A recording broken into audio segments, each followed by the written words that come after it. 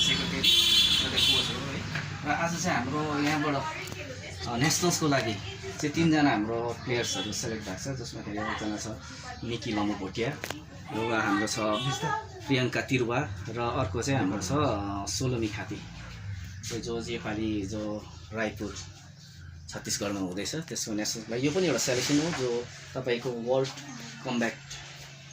गेमको लागि चाहिँ सेलेक्सन पनि हो। अब यसमा हाम्रो नानीहरूले अहिलेसम्म त राम्रो गरिरहेछ, त्यहाँसम्म अझै हामीलाई एउटा खुसीको कुरो हो कि एउटा मौका पाइरहेको छ। अझै नानीहरूले राम्रो गरेर यसमा सेलेक्ट भइदियो भने त हाम्रो एउटा कालिम्पोङको, हाम्रो देशको, एउटा उयसको नाम एउटा रोसन हुन्छ है, नाम सक्ने कुरा पनि भयो। र साथै अर्को चाहिँ हाम्रो एउटा सोलोमी खाती जो भनौँ यहाँ बमबस्ती उयसको हो, र उहाँ हुन्छ पुलिसबाट अहिले। उहाँ चाहिँ तपाईँको नेपाली 2028 को ओलम्पिकमा चाहिँ यहाँ वेस्ट बेङ्गलबाट चाहिँ उसको नाम पनि नोमिनेट भएको छ। यो एकदम गर्वको कुरो हो हामीले है। र उहाँले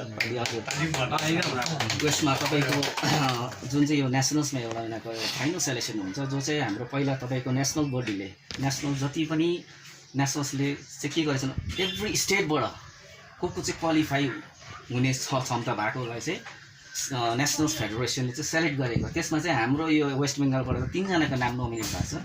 एउटा स्पेसली हाम्रो यहाँको सोलोमी खाती, र अर्को इशान दास, र अर्को आइसी ब्यानर्जी र इशान दास चाहिँ तपाईँको क्यालकाटाको हो। र हाम्रो यहाँबाट कालिम्पोङको चाहिँ हाम्रो सोलोमी खाती। यो चाहिँ हामीले एउटा गर्व गर्नुपर्ने कुरा, हाम्रो एउटा नेपाली चेलीबेटी होस् या हाम्रो कालिम्पोङको एउटाको हाम्रो उयस पनि त्यो स्तरमा खेल्नु सक्छ, कालिम्पोङको हाम्रो नानीहरू पनि त्यहाँ जानु सक्छ भन्ने खालको चाहिँ हामीलाई एउटा क्या ठुलो चाहिँ एउटा हो। ठुलो लेभलमा कि अन्डर 19 यस्तो के होइन, अन्डर 19 उनीहरू त सिनियरमा क्याटेगोरीमा हुन्छ। उहाँ सँगै तपाईँहरूको व्यक्तिले सँगै जाँदैछ? हजुर, 3 जना। कुन दिन जानुपर्ने? यिनीहरू जानुपर्छ तपाईँको 16 तारिक चाहिँ पुग्नुपर्छ। यहाँबाट कहिले पुग्छ? यहाँबाट चाहिँ हाम्रो यिनीहरूको हुन्छ 14 तारिक। कहाँबाट?